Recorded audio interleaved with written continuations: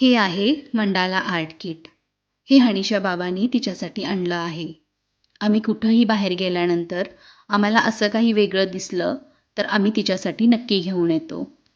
या किटमध्ये brush, colours आणि स्टोन्स आहेत. हे किट 100-150 रुपयेमध्ये भेटतं आपल्याला.